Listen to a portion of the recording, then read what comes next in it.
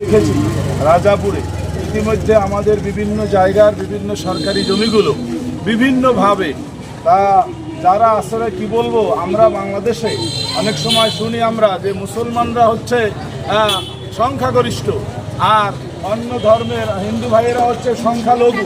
আসলে কিন্তু কাজে কর্মে আমরা দেখছি মুসলমান ইসলাম একটি শান্তির ধর্ম হওয়ার কারণে মুসলমানদের উপরে আজকে ফিলিস্তিন যেমন হচ্ছে, আমাদের দেশেও মুসলমানরা সংখ্যাগরিষ্ঠ হওয়া সত্ত্বেও মুসলমানদেরকে বিভিন্নভাবে এই সংখ্যালঘু যারা নিজেরা দাবি করে, কিন্তু বাস্তবতা আসলে দেখা যাচ্ছে মুসলমানরাই এখন সংখ্যালঘু আর বিধর্মীরাই এখন হচ্ছে সংখ্যাগরিষ্ঠ।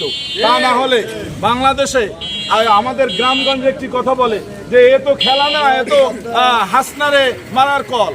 আসলে আমাদের সরকারি জমিগুলো সরকার বিভিন্ন তার প্রজেক্ট গ্রহণ করতে পারে, কিন্তু সেক্ষেত্রে একটি মন্দির থাকবে যার যে ধর্ম নিরাপদে পালন করবে, এতে আমাদের কোনো আপত্তি থাকবে না।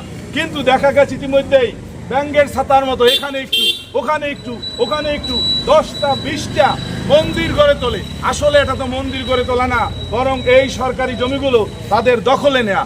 এটা এই বাংলার এই রাজাপুরের যুবকেরা মুসলমানেরা এক কথায় বাংলাদেশের সোজা বিভিন্ন জায়গায় যেখানেই আছে, বিশেষ করে আমরা আমাদের রাজাপুর এলাকার জনগণ, আমরা বিশেষ করে এই এলাকার মানুষ অত্যন্ত সোচ্চার, যারা অন্যায়ভাবে এই সরকারি জমিগুলো ব্যাংকের খাতার মধ্যে গড়ে ওঠা এই মন্দিরগুলো দিয়ে দখল করার পায় তারা করছে।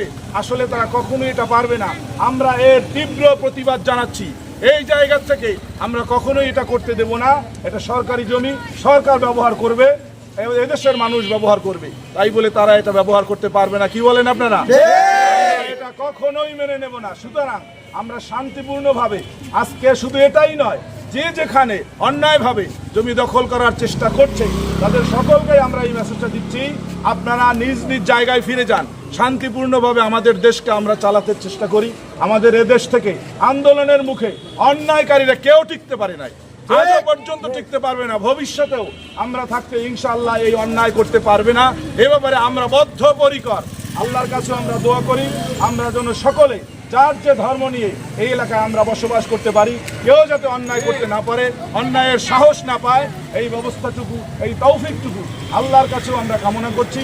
আমরা সবাই একজোট হয়ে দেশের জন্য কাজ করব, এই কামনা করে আমি আমার সংক্ষিপ্ত বক্তব্য শেষ করছি। ওমা আলাইনা বিল্লাল বালাগ। আসসালামু আলাইকুম ওয়া রাহমাতুল্লাহি ওয়া বারাকাতুহু।